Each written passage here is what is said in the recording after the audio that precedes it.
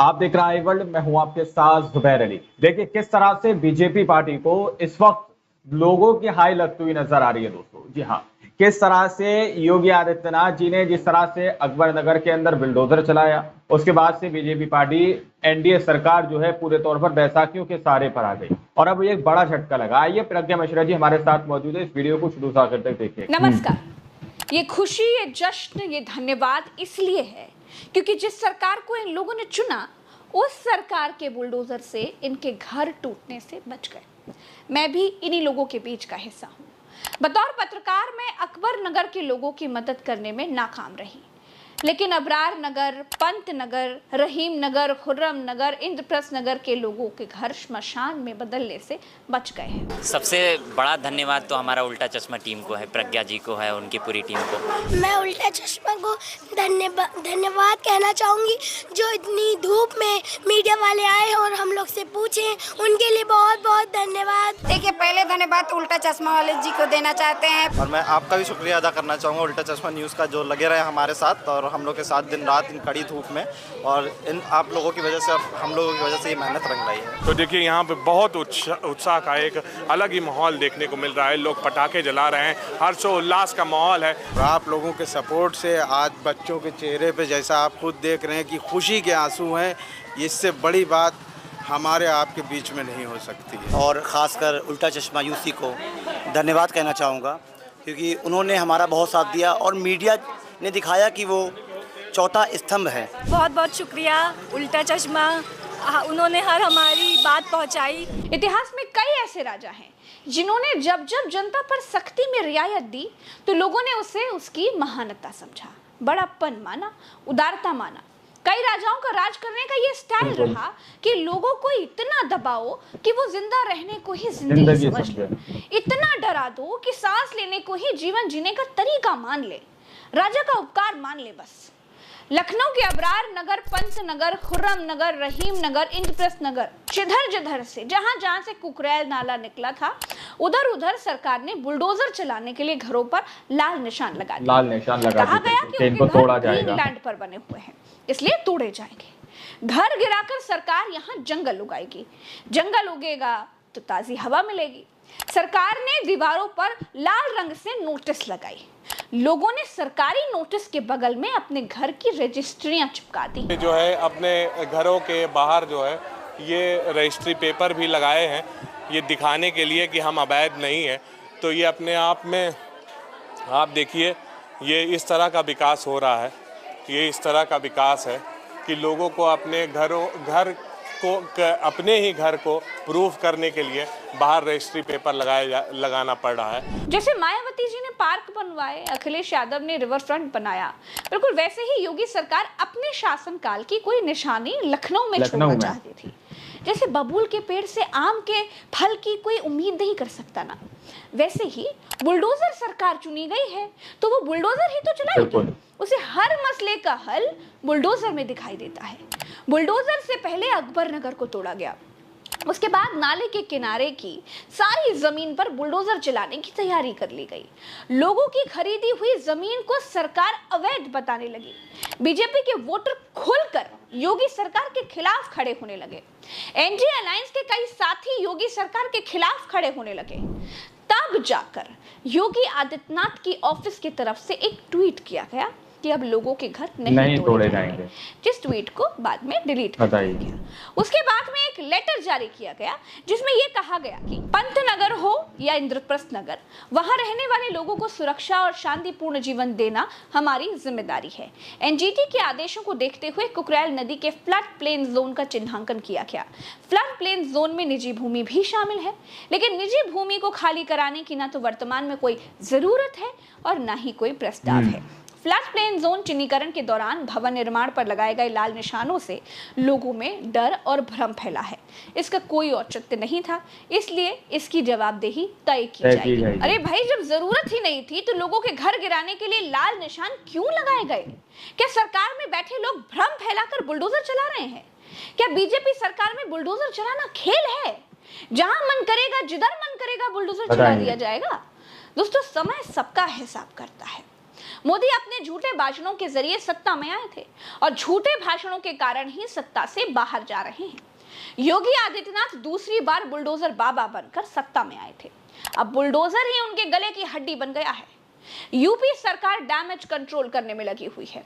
खुद को बड़ा मसीहा साबित करने के लिए वीडियो जारी कर रही है। पहले घर गिराने के नाम पर डरा रही है, फिर बचाने के नाम पर वाहवाही लूट रही है।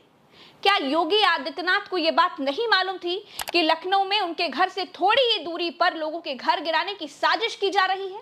और अगर नहीं मालूम थी तो भी ये शर्मिंदगी की बात है।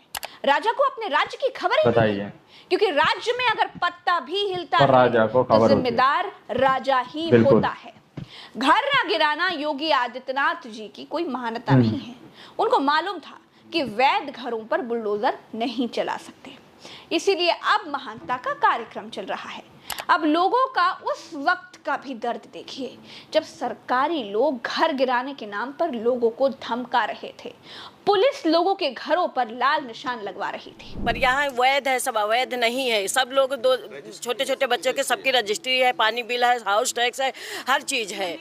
क्यों ये बेघरों के सब कहाँ जाएंगे? आज यहाँ के लोग अपनी रजिस्ट्री दिखा रहे थे, नक्शे के कागज दिखा रहे थे। उनका सवाल था कि रजिस्ट्री हमारे पास है तो फिर हमारे घर अवैध कैसे हुए? एलडीए का नक्शा है 24 साल पहले यानी 2001 में यहाँ पर इन्होंने पास करके हमको दिया है। ठीक है, एलडीए का नक्शा है, पास करा पे उसके बाद सीवर पड़ी हुई थी। जब ये दो चीज़ें थी तो हम कैसे इसको गलत ज़मीन को समझे, नहीं समझे और हमने ज़मीन ले ली और बना लिया। ये एलडीए ने पास करके दिया तो हमने घर बनाया है, पहले नहीं बनाया है। पंतनगर में लोगों ने अपने घरों पर रजिस्ट्री के कागज चिपका दिए। महिलाएं प्रदर्शन कर रही थी। तो देखिए, आज पंतनगर की महिलाएं जो हैं वो शांति प्रिय तरीके से यहाँ पर एक गांधी जी के तीनों बरदरों के माफिक जो संदेश गांधी जी देना चाह रहे थे, आज वो साफ तौर पे आपको ये महिलाएं देती हुई दिख रही हैं। घर की बात है, आशियाने की बात है और ये इसी तरह अपना आंदोलन कर रही हैं। तो अपने आप में ही ये बहुत बड़ी एक तस्वीर है जो दिख रही है। दोस्तों, सिंचाई विभाग ने यहाँ सर्वे का काम किया था। यहाँ रहने वाले लोगों ने सर्वे के विरोध में ट्रांस गोमती संघर्ष समिति बनाई है। यहाँ के लोगों का कहना था कि उनके पास कागज हैं, दस्तावेज हैं, वो बिजली का बिल दे रहे हैं और अब वो इंसाफ के लिए कोर्ट भी जाएंगे। मालिकाना हक ये है कि जो अकबर नगर में हुआ था वो नजुल की ज़मीन पे था, मालिकाना हक प्रूफ नहीं हो पाया था। लेकिन यहाँ पे ये खसरा खतौनी है, इस पे मालिकाना हक प्रूफ होता है। दुनिया के किसी भी कोर्ट में हम चले जाएं, हिंदुस्तान की जुडिशरी पे हमें फुल भरोसा है और उसमें ये हमारा मालिकाना हक प्रूफ होगा। ठीक है, और जिस दिन हमारा मालिकाना हक प्रूफ होगा कोर्ट में तो ना ये एलडीए ले सकती है ना कोई ले सकता है। लोग सवाल पूछ रहे थे सरकार से कि अगर ये कॉलोनी अवैध है तो यहाँ के लोगों को बिजली, पानी, सीवर जैसी सुविधाएं आखिर क्यों दी? ये सवाल यहाँ जितनी सड़कें बनी हैं, जो भी विकास के काम हुए हैं, उनके शिलापटों पर नेताओं के नाम क्यों लिखे हैं भाई? लखनऊ से सांसद और रक्षा मंत्री राजनाथ सिंह, सुरेश खन्ना, आशुतोष टंडन, संयुक्ता भाटिया के नाम लिखे हुए हैं। अगर कॉलोनी अवैध है तो यहाँ विकास के काम क्यों किए गए? तो यहाँ से देखिए, एक सुपरिटेंडिंग इंजीनियर यूपीपीटीसीएल के ये इंजीनियर हैं, उनका ये घर है।